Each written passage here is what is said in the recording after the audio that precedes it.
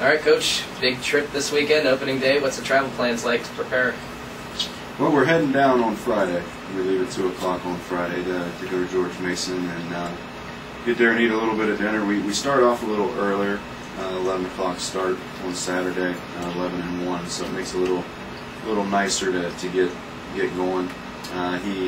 Joe, the head coach there, said that it's a little easier in the morning compared to the evening with the weather and stuff. So you didn't waste any time when you got onto campus, fall workouts, winter workouts. What exactly did you get accomplished from the time that you came to this point? Well, I think the big thing is to get our system in, as far as to get to know the players and get to know the players let us get to know them to get to know us as coaches. Putting in a system, it's not a real high-tech system, just certain things that we do, expectations that we put in for the players. So going through the fall, it was a great opportunity to get on the dirt. We haven't been outside, exception of a couple of times on the football field this spring so far. So your evaluation of the progress that you've seen in your team from day one until today? I would say the first week of practice, I don't know if it was more nerves with the players or not, but from the first week until today, they just have taken big strides. You know, as a team, they get along well. They come together. You know, as far as working on their skills, with 3 coaches breaking up in 3 different areas, it's been a lot easier to focus on and give them the opportunity to work on things that they need to work on.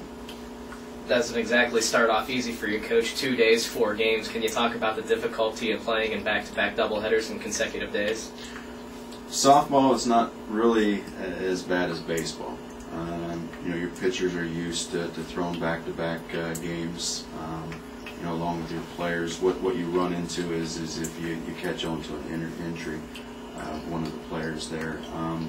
I would rather continuously play, have a day off, and just continuously play as far as game-wise, because that's what gets you better, being able to go out there and go against the competition. And you can only go against each other in practice for so long, so the excitement of actually hitting the dirt field is not only am I excited, but the players are excited to do it. Talk about that competition, Coach. Can you preview George Mason at all for us? George Mason is a young team.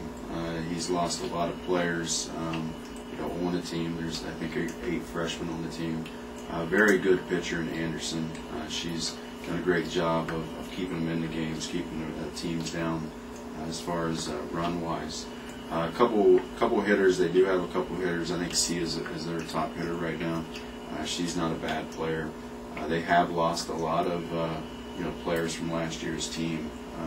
Their top hitter, Ashley Bro, actually was at Tiffin University with me, and she played for him last year, and she's no longer on the team. So kind of the same. If you look at the makeup of the team, it's kind of the same of what we're looking at, a younger team compared to an older team just like his. You mentioned it a little earlier that you haven't exactly been on the dirt yet this offseason.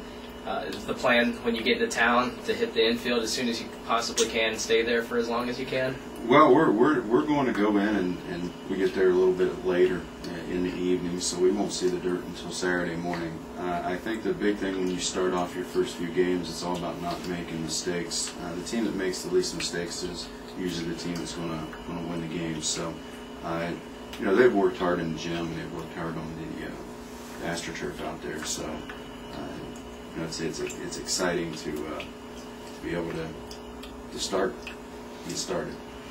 Lots of young arms, and in softball you can go deep in the games and have higher pitch counts. So do you see yourself testing your pitcher's stamina this weekend, or do you see to test a lot of the young arms and see what you have to play with in the bullpen?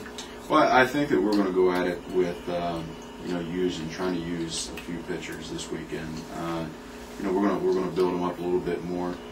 If they're able to go 7, by all means, I'll stay with them for 7. Pretty much when we get down to Florida is when we're going to try to. It's a little hotter down there, and we're going to try to get a little bit more innings out of them if possible. But I think with the pitching staff that we have, they each complement each other. They're able to. There's different things that they do well as far as their pitches. So at times it makes it easier to make a complete change and bring someone else that throws different pitches in. Kind of throws the teams off a little bit. So far, nothing catastrophic, I hope. But is there any health concerns going into the weekend, or is everybody good? Everyone's good. Everyone's good. Now, we've had a couple kids that have gotten hit a few times in live pitching and off pitching machines and stuff like that. Little bruises here and there, but that's just part of the game.